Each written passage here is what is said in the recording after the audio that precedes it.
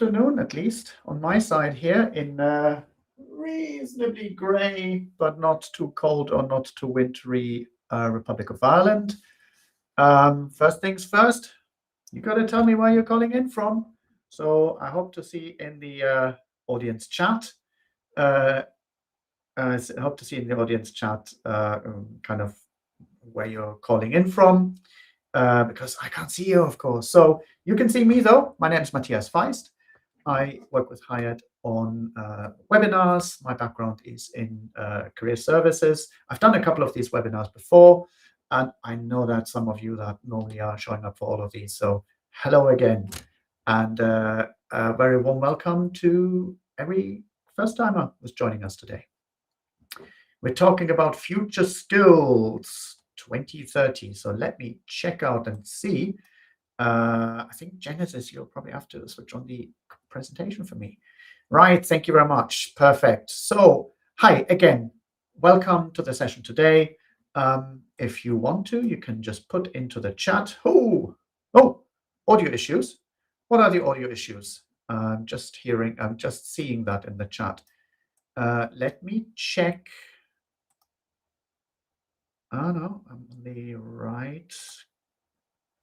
So, Herr Linares, FHS Ares Linares, I see that you are saying there's some audio issues. What do you mean by that? Can you not hear me talk? Can you be more specific, please? I just want to check whether I need to switch to a different microphone. Does anyone else encounter technical difficulties? Please tell me in the chat, because I'm not going to jump into action if you can't hear me. Otherwise, I'll have to do it all in interpretive dance, which I can do, I'm pretty sure. But hello, everyone. Asking my colleague Genesis. Genesis, are you having trouble hearing me? No, all is good. All is good on that front. Okay. So, and there's no one from the chat saying anything else at the moment, except for one person? No? Okay. So, Matteo, thank you very much for that. Yeah, then I guess it's probably not on my end. And I'm like hugely relieved because, you know, I want to be heard. Right. It's all good on your side. Thank you very much. Yes, so I'm going to get started. This session is being recorded, so if anyone is having any issue, then give me, then basically post it in here. I am on speakers, on earphones, and it's the larger microphone, so it shouldn't be too bad. Right. Okay, right back. Close, because, you know, interpretive dance would have been, you know, amazing. Right, so future skills 2030, map out your career. That's what we're going to talk about today. There's going to be a couple of slides. There's plenty of opportunity for you to interact as well. So actually, normally I don't say that in a class, but keep your mobile phones actually handy, because I'm going to throw quite a few QR codes at you. And there'll be links to videos at the end, and we'll be posting them into the chat. So in addition to the presentation today and the interactions that I would really love to see in the chat, so feel free to just throw things into the chat, and I'll basically pick things up as I go along, because I can see that. There's also going to be a bit of a kind of meaty chunk of things that you can take away from this session. And this session is focusing on kind of two audiences. I know we have quite a few people who are coming out of business school straight away, but we also tend to have quite a few experienced hires among our cohorts. So that's also something that we keep in mind. Right, okay, I think this is the moment to get going. Let me see, right, okay. Future skills 2030. That's only like just under 4 years, you know? So how are we going to map out how you can map out your career? Well, let's find out. So in the late 2010s, we were becoming aware that we live in a so-called VUCA world.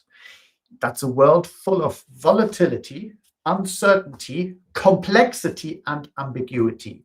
All those things sound pretty horrible. But no kidding, we have been living in this VUCA world. With a mix of geopolitical uncertainty, add in a global pandemic, and the years 2020 to 2025 felt like a roller coaster. Unfortunately, one that wasn't so much fun. First, digital jobs exploded, and then we're now in the middle of waves of right sizing and return to office mandates. Now, drop the emergence of generative AI into the middle of this, and we have ourselves a genuine, lasting shift in the world of work.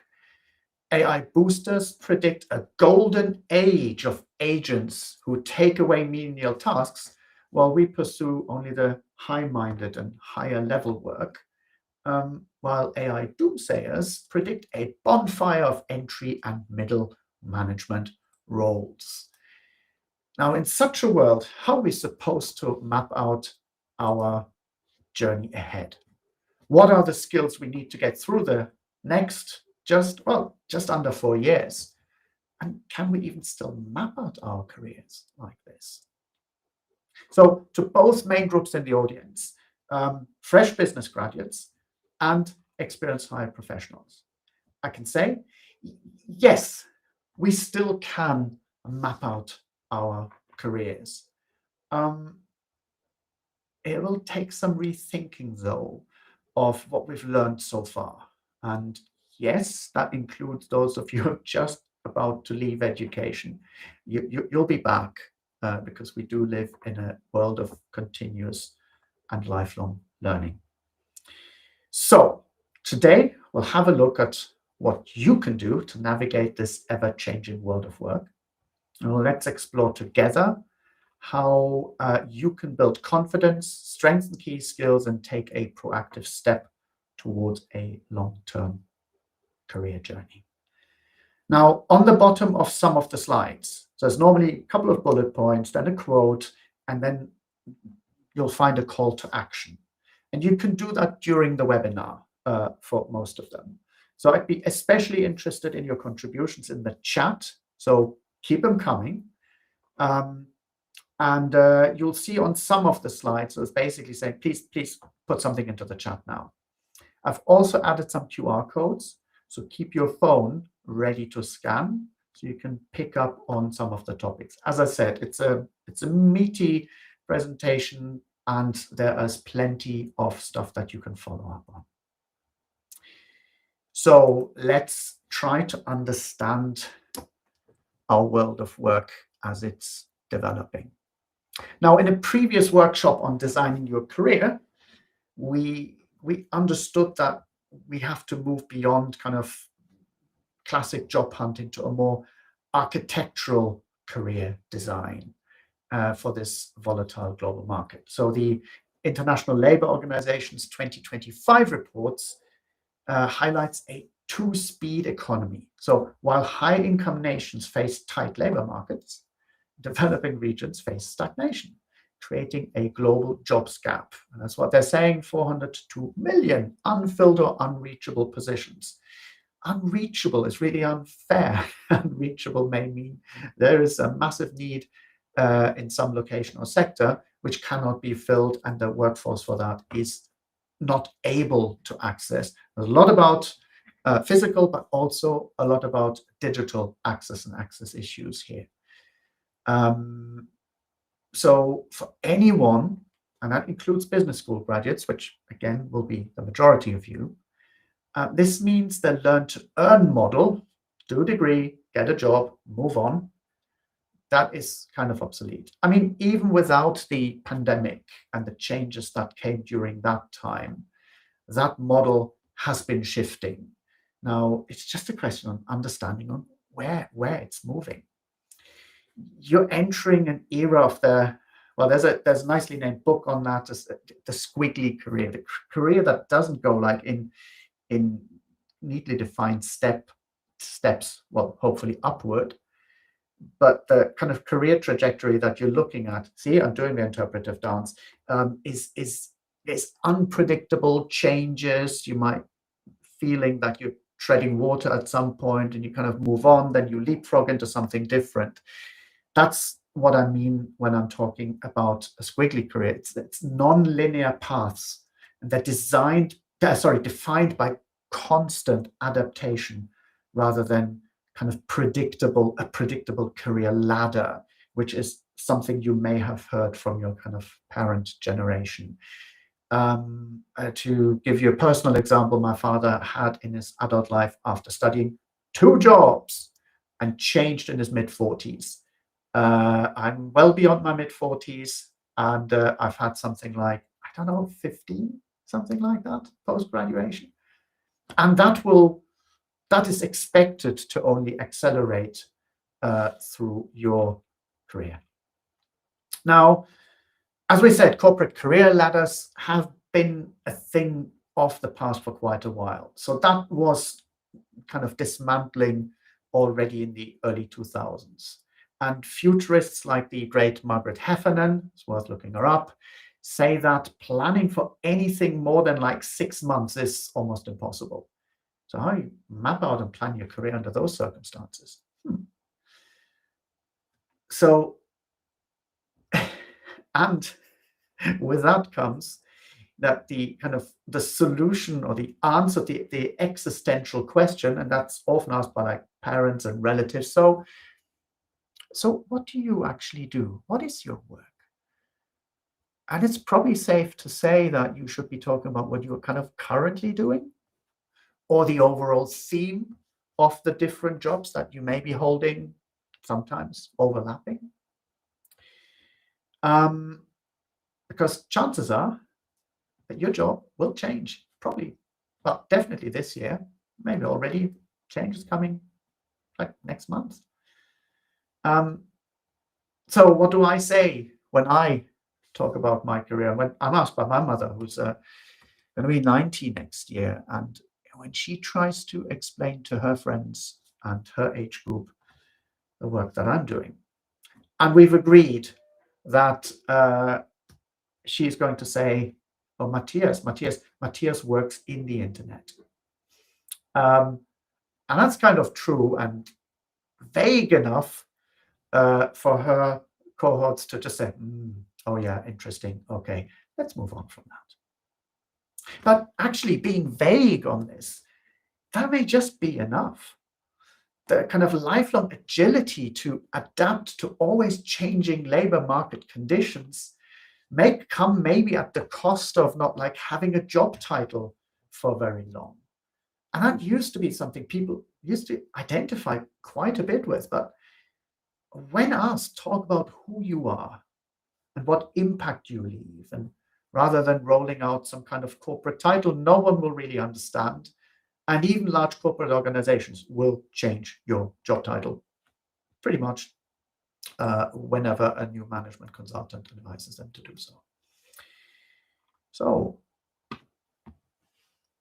this doesn't mean that what you've learned in business school in terms of structures and theories and methods and models, that stuff still has value, but you'll have to learn to use it in different ways than when you started your journey.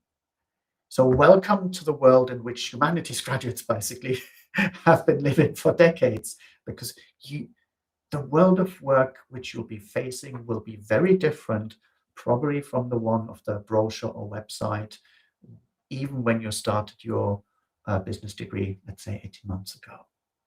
Now, every slide, I'm going to go into a little bit more detail for the experienced hires among you. Now, for the experienced hires, you've navigated previous shifts.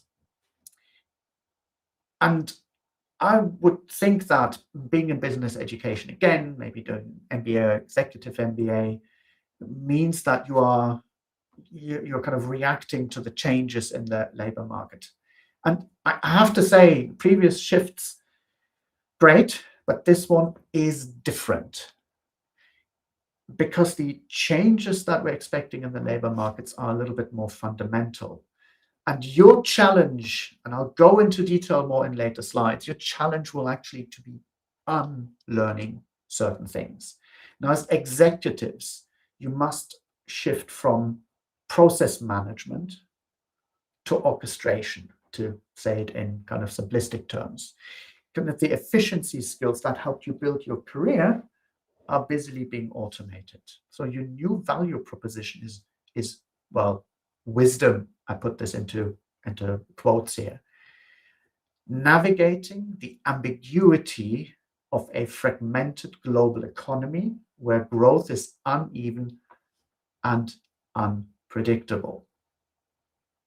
I know that's a tall order. So let's delve into that a little bit more. What I mean, what I think the changes are.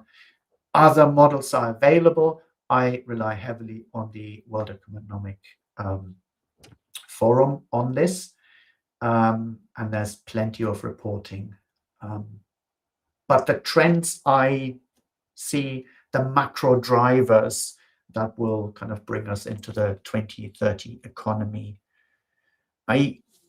So the World Economic Forum identifies 5 macro trends that are reshaping the 2030 horizon. With the green transition actually acting as a primary net job creator globally. Now, I know that that goes against a lot of media rhetoric, but stick with me on this. Now, this transition is creating a deficit in green skills, but that's not just in engineering. Skills like finance, reporting, and compliance are as important as ever. And as new industries and new technologies are emerging, the need for people to provide these skills remains highly important. So what does that actually mean? Now, just like not everyone has to learn to code, and I've been working with a coding school, I can tell you, no, absolutely not everyone needs to learn to code. And no one in this seminar will have to retrain as a wind turbine engineer either, except if you really want to do that. But just to give you an idea, as I highlighted in the Republic of Ireland's Green Skills 2030 strategy, there's an urgent need for so-called transversal skills, competencies like carbon accounting, green procurement, regulatory compliance that apply across all sectors. And that stuff, accounting, procurement, compliance, these are all things that you will learn in a business school environment. Now, with large economies like China now leading on green energy, by the way, no thanks to diverse European governments to be de-incentivizing green energy over the last 10 years. Now, they have installed 360 gigawatt of wind and solar capacity in 2024 alone, more than half of the world's total. And as of 2025, China produces the majority of the world's solar panels, wind turbines, and EV batteries. This is big business with global consequences, creating whole connected industries and work opportunities. So again, World Economic Forum, well, for the experienced hires, what's the expectation on you? Now, you are supposed to be the architects of this, well, any transition, but also of this green transition. So while early career MBAs will execute sustainability reporting, your role will be to integrate it into the core business strategy. You must develop a kind of generally fluency, green fluency, to lead compliance and disclosure strategies, and ensuring your organization meets increasingly complex international regulations. Yes, even in a world in which some larger countries that shall not be named are moving in a different direction. If you're looking at the overall trend, and if you're looking at one of the biggest economies in the world, that super tanker is probably not going to change its course substantially on that. So your leadership as experienced hires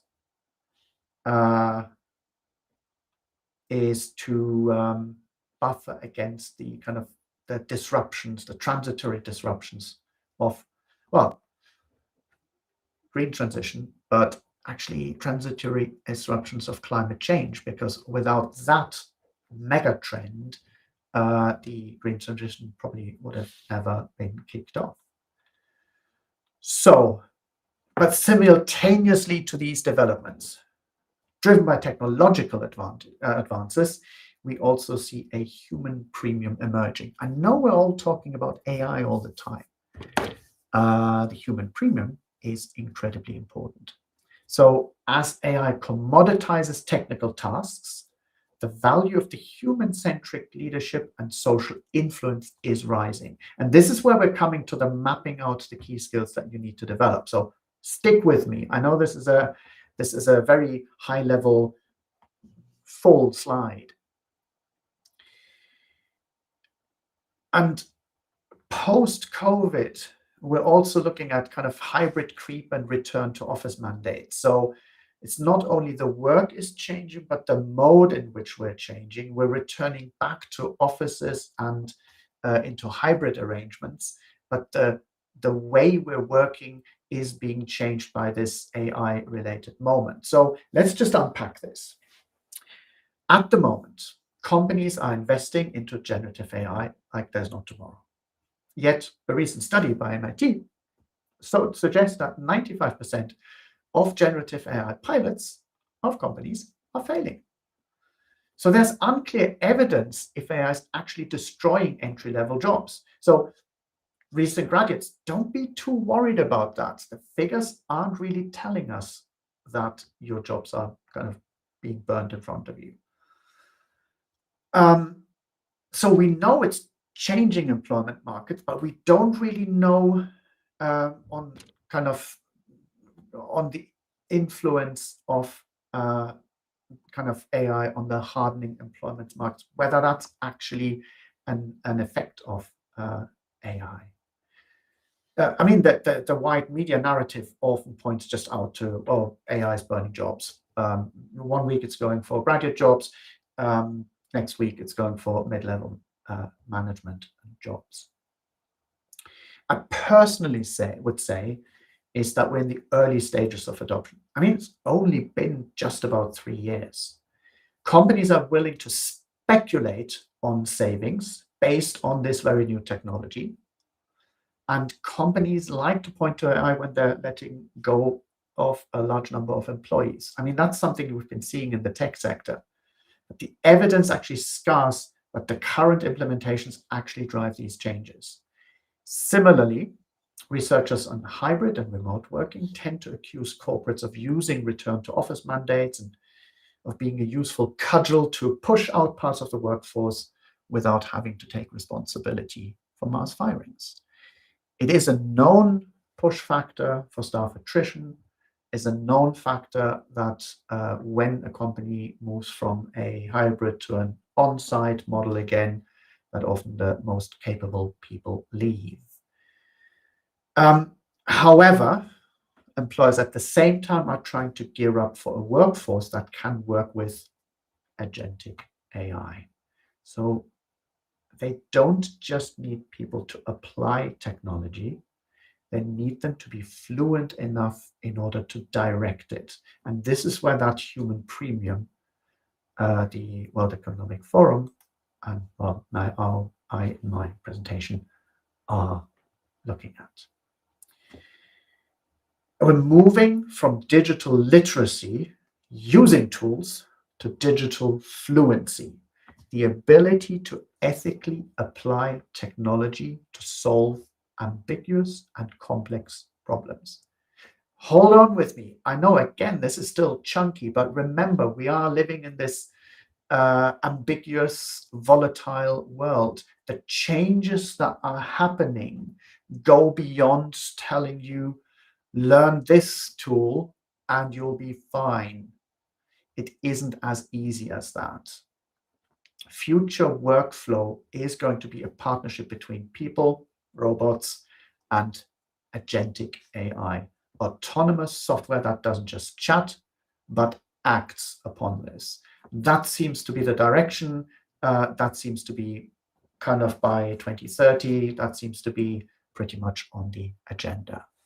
So imagine an AI agent that kind of manages your calendar, kind of based on your availability or maybe your energy levels, and a learning agent that curates research for you.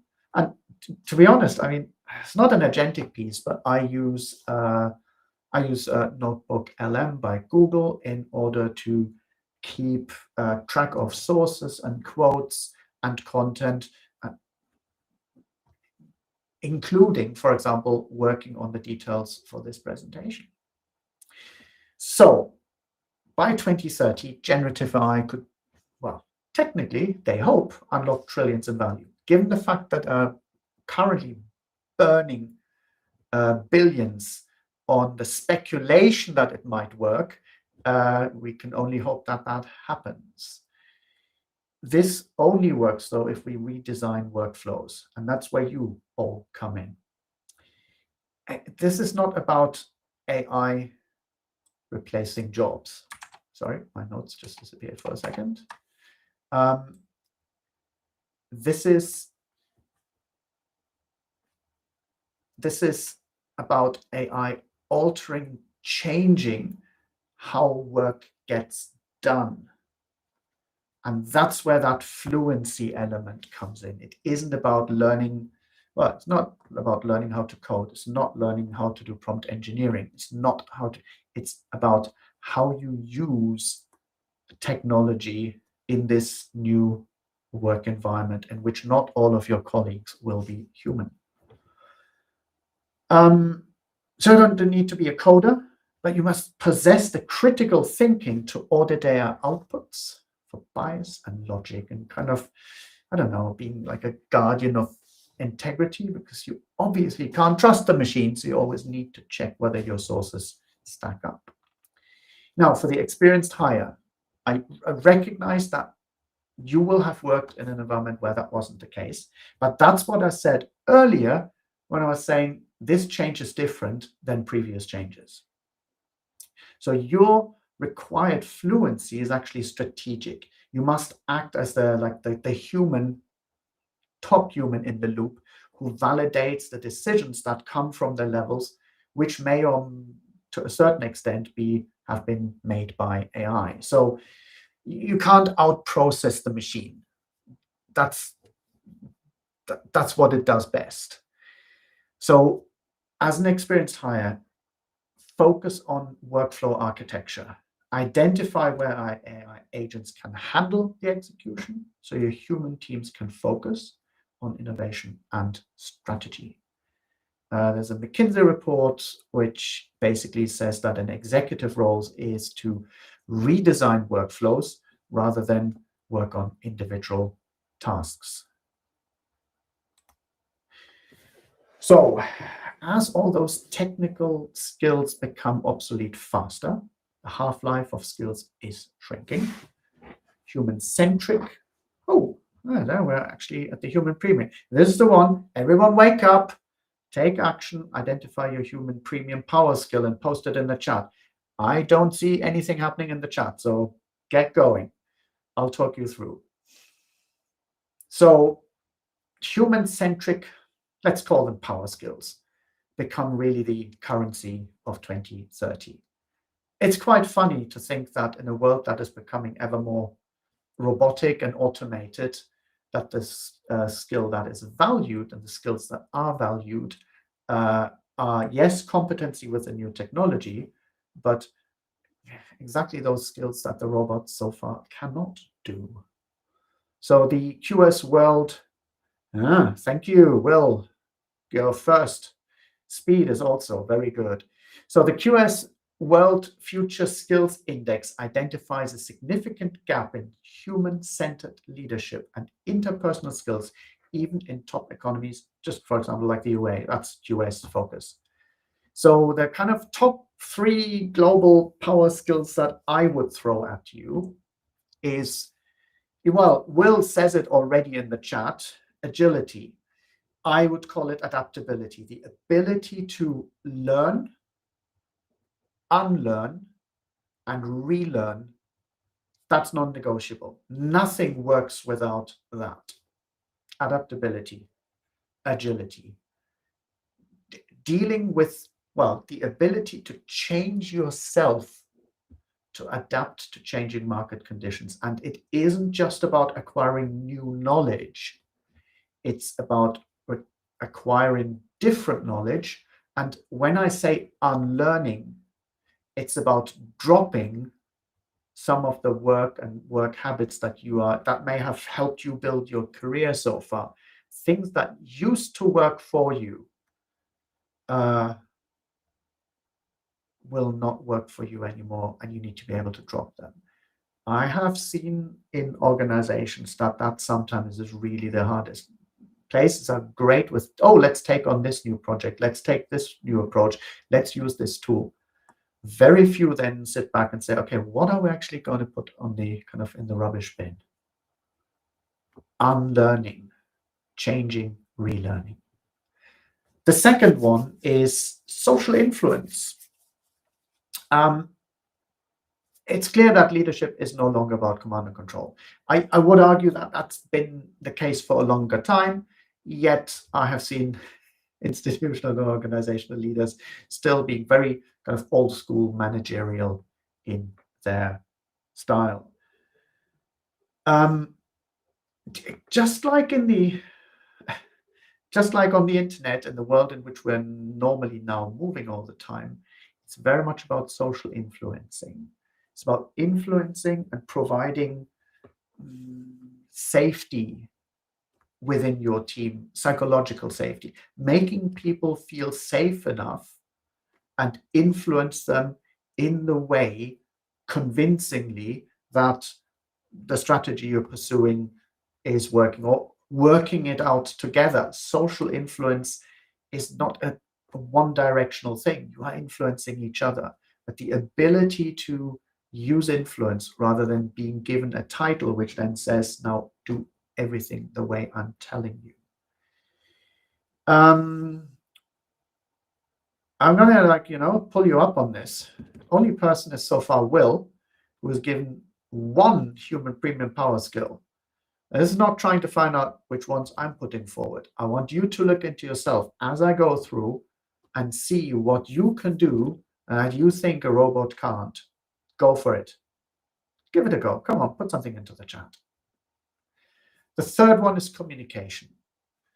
You'll need to be able to translate complex data into persuasive narratives for diverse cross-cultural stakeholders. If you want to work for a global company, you need to be able to speak, not speak languages, but speak a number of different cultures, because you'll need that in order to convince customers as well as teams to work alongside you. And this is for the experienced hires amongst you.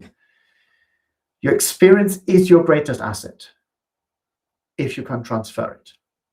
Research shows that 70% of job knowledge is actually experiential. So in a way, possibly see yourself more as like a mentor, teacher. Organizations need you to facilitate peer learning, using your influence, using your communication, and tapping into that adaptability. You need to coach junior staff to kind of understand the tacit knowledge of the organization, the unwritten rules of managing your stakeholders, managing processes, the bits that AI cannot reach. Now here, come on, take action. Identify your human premium power skill and post it in the chat now. I'm going to put one in myself. I'm going to say it because I don't think I can write into the chat. I think one of my power skills is compartmentalization. I'm able to ignore a big problem to my side, which I cannot take and have any influence over, while concentrating on solving the one that is in front of me. And that doesn't bring my pulse up. I can kind of keep that out. That's a very specialized thing that works in many circumstances when there's a lot of pressure. Yeah, thank you very much. Thank you, Genesis, for posting this compartmentalization. That's not always a good thing. There are risks that come with compartmentalization, but I think it is one of the things that helps me staying focused and keeping going. It's my way to adapt, actually, because I'm able to deal with one problem and kind of move on to the next one. Right. So I think it's just Will and me. We will be leading the Power Skills for into 2030. Give it a go. Post a skill. You can do it. Right. Don't stop doing this, but get your phones ready, because there's a QR code on the next page. All right. Now, we're like 3/4 there. So how do you then design your squiggly career? So we kind of agreed that the kind of linear career ladder is gone. And we're in this area of career construction, where you probably must actively design your path. Now, I know we did a session on this, and that's something that's going to be in the Hired OS video master classes. So it's worth kind of going in there later. But kind of the 4 C's approach here is to have a concern. The concern is for your future, basically. You're identifying a complex set of problems. Well, that's why you're here. You're trying to find out what does the future bring. Now, what you like to do is keep control over your decisions. And I think that's a really important part, is that if you're agile enough, you'll hopefully be able to create spaces for you to make decisions and take charge. For example, by deciding to learn or unlearn certain things. This is where the adaptability comes in, that we talked about. Then you need curiosity to explore alternatives. And that's actually one kind of don't want to say a word of warning, but this is for the kind of recent graduates. I know you've spent a lot of time learning recently. I know that it's sometimes a little bit overwhelming, and that can kill off curiosity.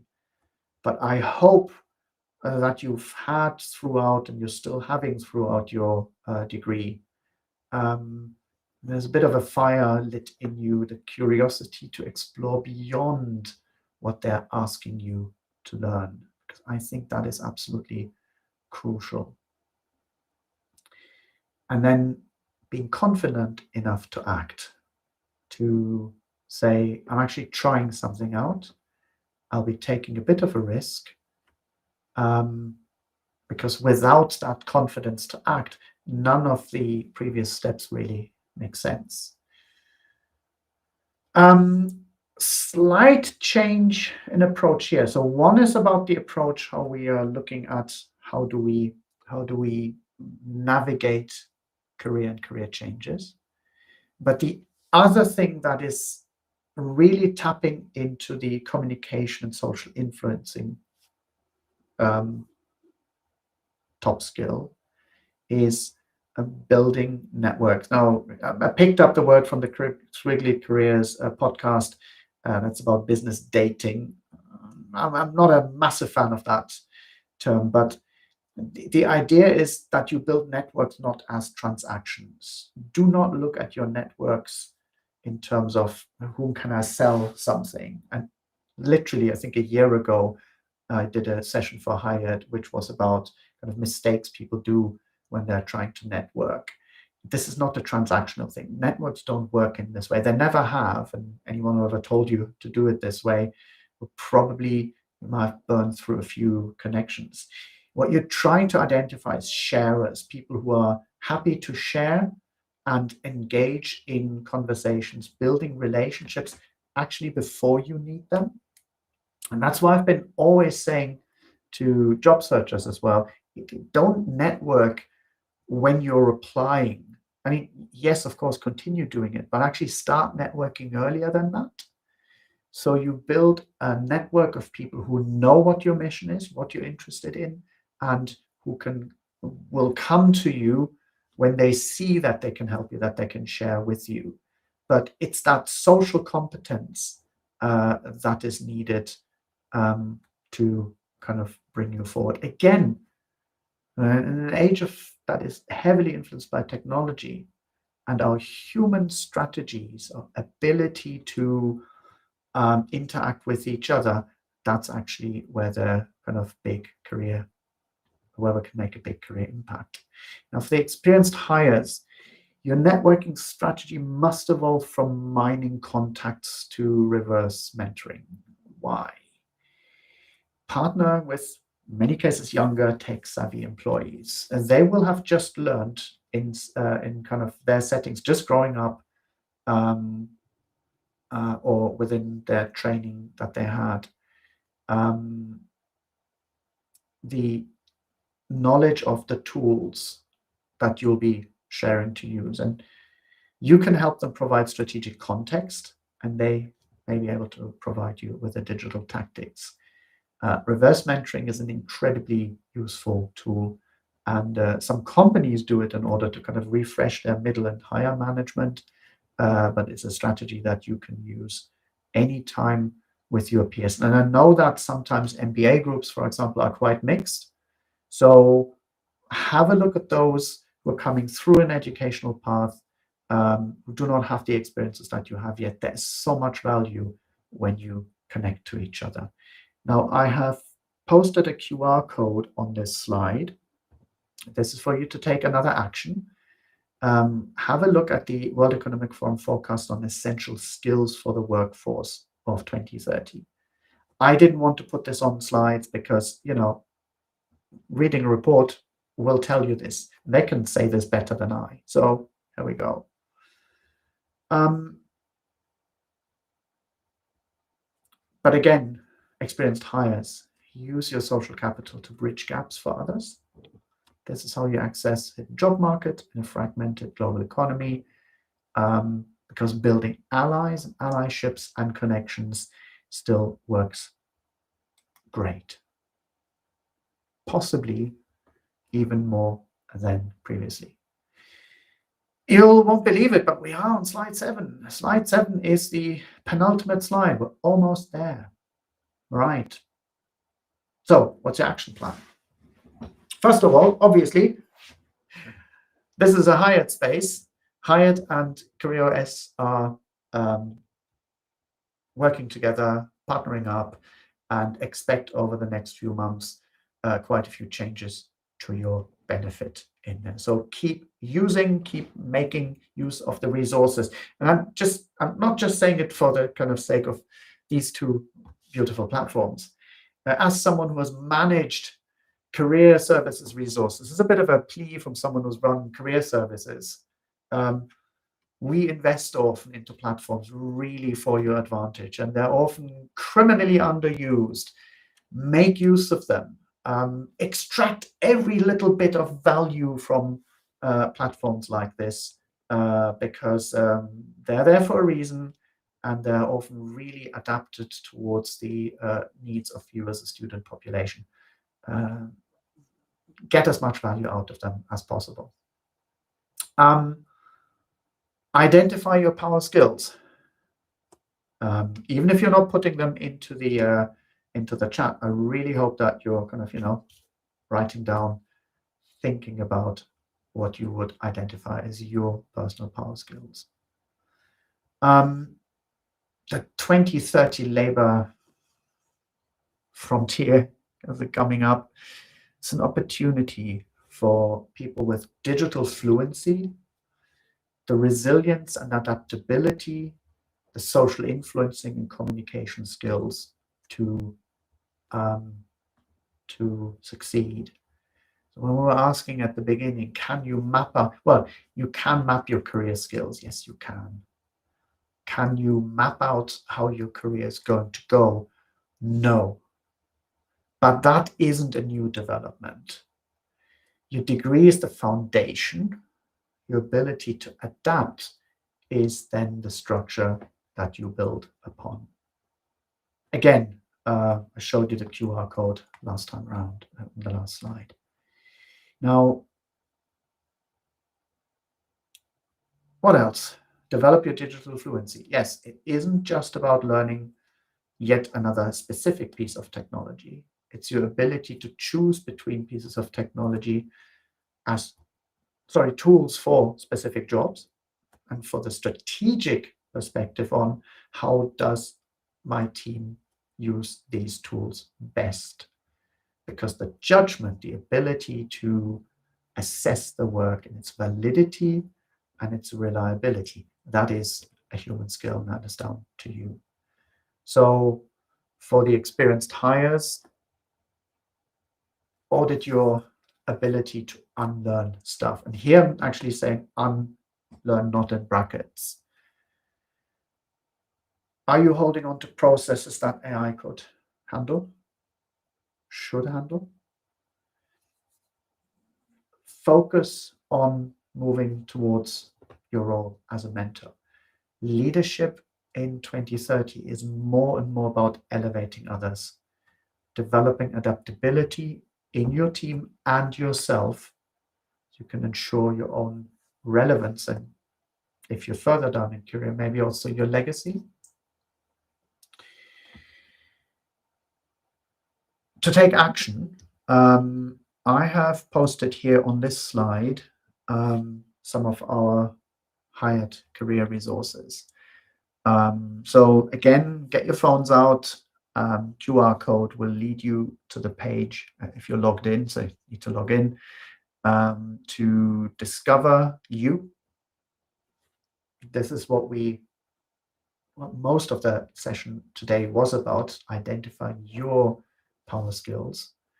Build your edge, stage 2, which is where you invest in yourself and where you try to capitalize on the bits that you discovered in yourself and how they interact with the changing job market. And I hope I haven't overwhelmed you with all that information. There's a good piece of branding yourself. We didn't really go into this today because that's social influencing to a certain extent overlaps with branding yourself. But this is a little bit more personal here, what we talked about today. And then connecting, using networks, growing, mentoring, reverse mentoring, using your human capacities to grow in a way where you kind of let the robots work and you interconnect with each other and you keep those networks going. And then obviously, I hope that everyone who's in this session here is either in the process of landing a job or will land a job. But then my focus has always been on stage 6 here. I can have this. Oh, wait, I can use my little laser pointer. So I've got the Thrive stage. Effectively, you should see everything through the lens of this Thrive stage. It isn't just getting a job. It is about your ongoing growth and how you manage the pressures of this volatile world. Right. A little bit of a video time. So, Genesis, can I please ask you to post the notes of this slide to the participants? Excellent. These are all clickable links, so that should all work. I've tested them all earlier today. So these are the kind of the 5 videos that I would like you to kind of take away as a bit of, well, it shouldn't be homework, but just replace one of the YouTube videos that you'll be watching right away on kittens. Maybe, one of these. So there's a really interesting podcast on AI, how AI can help reduce bias in job ads and how candidates can use it to apply. That's a bit more of a kind of tactical skill, but it looks at kind of the other side of the hiring table. Career Compass, that was actually a workshop. And this was a deep dive quite recently. It's about 2 or 3 weeks ago, which was about personality assessments and kind of practical advice on navigating job posting. Again, tactical, but with the point of looking at yourself and how you match and kind of understand. It's not just about matching yourself with jobs, but understanding what you're about. It's those power skills that we talked about. That's worth going into. So a really good presentation on that. There's a hired session, which is, I think, from last year, where it's an exploration of the psychological impact of technology, which is kind of what we've been talking about today, and why excellence still beats perfection. So excellence having that human, only the part that only human thought can deliver in an AI world. Then there's the Squiggly Career podcast, so that's worth having a look. That gives you a realistic look at agentic AI, this specific, but they have other things on offer. But trying to understand when people are talking about agentic AI and how you will most probably be working with this technology. And there's talk about employee influencing in there, so the social influencing that we talked about, and a little bit about workplace loneliness as well. So that's a really worthwhile podcast, webcast to follow. And World Economic Forum report, the visualization of the article that I just had you follow via QR code. What are the most valuable skills for the jobs of the future? And again, the future I grew up with was like, what's happening in 20 years? It's so interesting to see how much closer the future has moved. So have a look at that. That's this one here. And that is it. Now, I am open to answer questions, anything from the chat. We have a few minutes. If anyone wants to comment or question or query, I am going to just move my notes a little bit to the side. And yeah, does anyone have a question? Does anyone want to challenge any of my stuff? Genesis, is there anything in the chat? Let me see.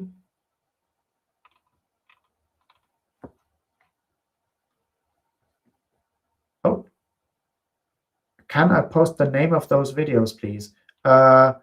They are posted in the previous thing. So they are called AI recruitment, talent attraction. Oh, sorry, they didn't show. No, they're being posted. And these should all be clickable as well. So, Will, they're coming. And otherwise, if the links don't work or anything's broken or so, just get in touch. I was planning to putting something together, so like a sheet with sources that can be, I guess, Genesis could be put into our resources section.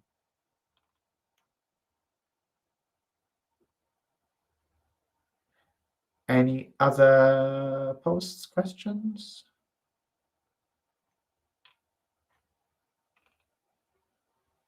Genesis, is anything in the pipeline, or is it? Oh, is it? You're welcome, Will. Is there anything else? Oh yes. All the workshops are happening tomorrow. CV and LinkedIn optimization. Very important tactical measure, but also keeping your LinkedIn profile active is incredibly important. So right away, jump into this. I mean, it's great that we're working so closely with the colleagues from CareerOS now because our workshop volume just went up. So definitely want to put in at 1700 CET tomorrow. That's tomorrow, isn't it? Yes, 25th. I'm a great believer in optimizing your profiles, so go for it. I see that Genesis just put this into the into the chat for people to see and click. Was there another thing, Genesis, that you wanted to make everyone aware of?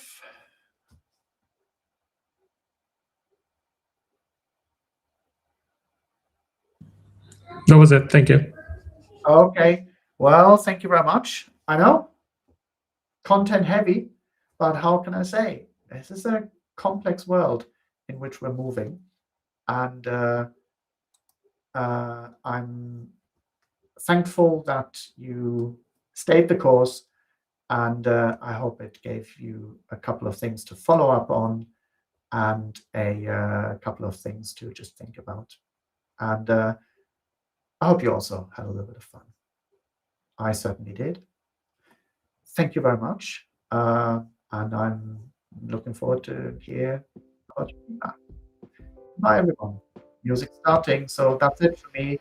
It is almost an hour. So thank you very much. Goodbye.